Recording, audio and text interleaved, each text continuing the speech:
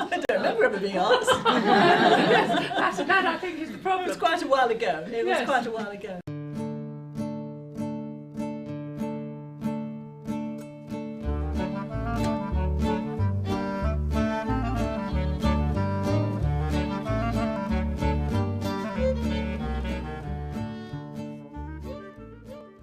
In order to be the wife of the Chief Rabbi, there is a lot that goes with it. Well, that's it. It's one thing being the wife of a rabbi in one community, and it's quite different moving into being the wife of the Chief Rabbi.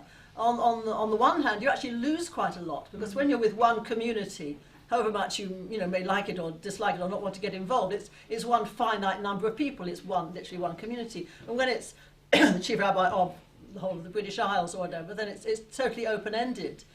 For the rabbi and for the rabbi's wife, and that there are communities all over the place celebrating hatches, matches, dispatches, whatever, and all sorts of things, and it's very much open to both of you how much you can do, how much is expected of you in that sense. And have you enjoyed it? Yes, I've enjoyed it enormously. It's had its good sides and its bad sides, and it was it's quite difficult for us all at the beginning, because it was a very big change. It was a very big change moving from an ordinary sort of, being the rabbi of a community is not a private life, but being the chief rabbi is a very public position, especially at the beginning when everybody is looking out to see what you're like and what you're doing and where you're going and what your family's like, all this sort of thing. So I think it was quite hard at the beginning in that sense. But as the years go by, I feel I've learnt huge amounts, and it's been great fun. We've met loads of interesting people, and I always wish I'd actually kept a proper record of who they are. One of these visitors' books as you come in the door, which I know that some people do, and I always thought it was a little bit naff and never did. But we've really made loads of good friends, and we have dinners at home where inviting politicians or people in the media and all sorts of people, and especially when our children were younger and at home, they'd be fascinated to find people they'd seen on the news yesterday, sitting around the table, and they'd kind of vie with each other to come and pour the wine or offer something. Meet them. Did you enjoy going to Windsor Castle? Yes, it's all been great fun in that sense. Yeah. It has. Yeah, absolutely. Yeah. And we became friendly with I was just saying before at the table, we've become friendly really with 4 prime ministers through our time, one after the other, and they've all been to our house, and we've got to know their families to some extent. And the Archbishop of Canterbury has been over for a Friday night and sang Smirot with us, and all things that obviously is the normal state of affairs.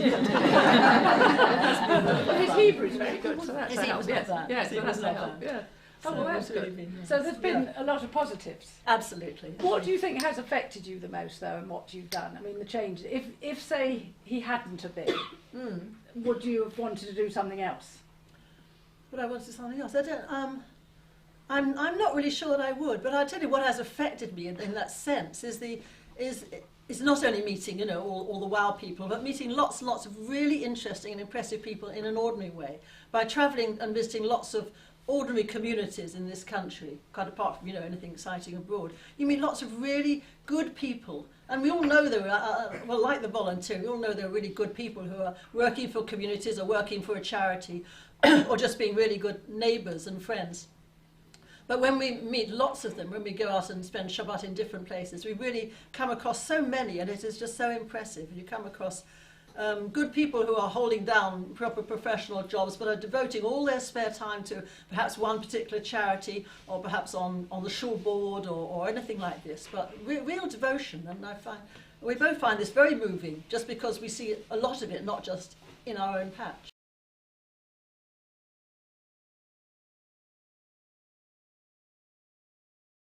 I think it's wonderful how it's taken off and how it's become a charity in its own right, not just volunteering for different charities as a thing. It's terribly important, and it's wonderful how young people are becoming involved in volunteering, whether it's through schools or through shuls or anything like that. Generally, you've felt the last few years have been, it is a balance between your public and your private life, and yes, you've had quite a lot to contend with over the years. There's been some really fun things. I mean, if you have a dinner party and you've got people and you think, there's an actress and there's a bishop, shall we sit them together? It's a really fun thing to do. We go to Israel a lot, but we go to Israel and we go to Hong Kong fairly regularly. Oh. They have Well, they've had a primary school there for a number of years, and they've started a secondary school just 2 or 3 years ago with a teacher from Rachel Friedman. Yeah. Exactly, he's doing brilliantly. And there's a true story, which nobody actually believes is true, but it really is. When we went a few years ago visiting the primary school, and the kids there are all very bright, almost all, because their parents are mostly people who've gone out for 2 or 3 years for the banks and everything, so they're all coming from professional homes, and they're very international and bright kids. And the head teacher was showing us around, said a couple of weeks ago there'd been the government inspector had come around to the school to see how, test the education, and he'd gone into a class of 6 or 7 year olds and said, can anybody tell me what the word economy means? There was a pause, and then one little boy put up his hand and he said, it's where the other people sit on the plane.